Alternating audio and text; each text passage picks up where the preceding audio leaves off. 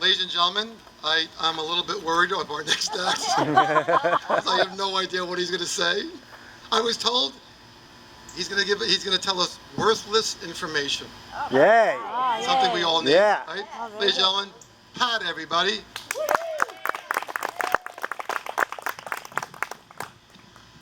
Actually, anybody that knows me knows I have a tremendous amount of worthless information. Actually, I was going to write a book one time about worthless information, so I started gathering some stuff. Hold the mic to your mouth.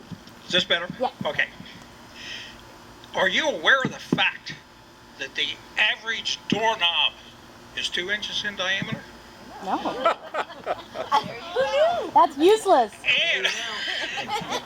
And the average dresser drawer is between 7 and 7.5 inches deep. Oh my How gosh. about that? You know that? I don't need that at all. Wouldn't that make a good book? But actually, I also like to collect historical minutia. Back in 1860, Henry Wadsworth Longfellow started doing some research about the British in 1775. And in his research, he found out there were 2 unsung heroes. One of which was Paul Revere, and another one he found out actually went further than Paul Revere. Paul Revere actually only rode about 5 miles or less to call the people to arms. The other gentleman, he rode close to 20 miles.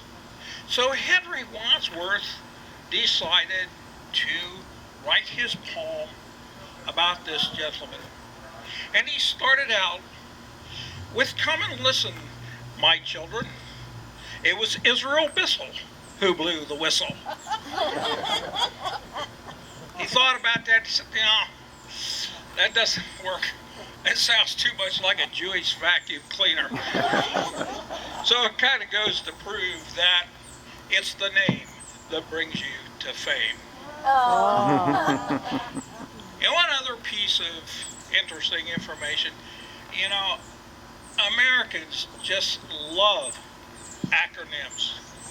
I mean, we have the International House of Pancakes, which has been changed to IHOP, okay? And then we have a book that really talks about basic information before leaving Earth. We've changed that to Bible. And then we also used to say as soon as possible. We've changed that to ASAP. But that one makes sense because it's shorter to say ASAP than it is as soon as possible. But the other thing about acronyms is, this really goes far back. A lot of people don't realize how far back it goes. Back in the early 1700s, a lot of agriculture down south, and it makes sense. Long growing seasons, warm climate, so they grew their tobacco and cotton.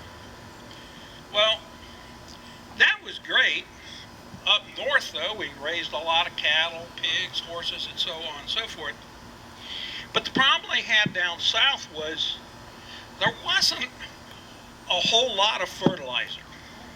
So they had a problem. Well, up north, with all the cattle, we had a lot of fertilizer. So they decided that they would box it up and ship it down south. So they, of course, back then, most things were shipped by boat. Now, I don't know if you're aware of it, but if manure once dried gets wet, it really is seriously irritating to the nose.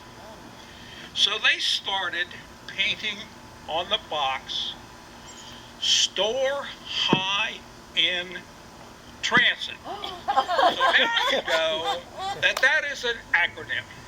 Bless y'all.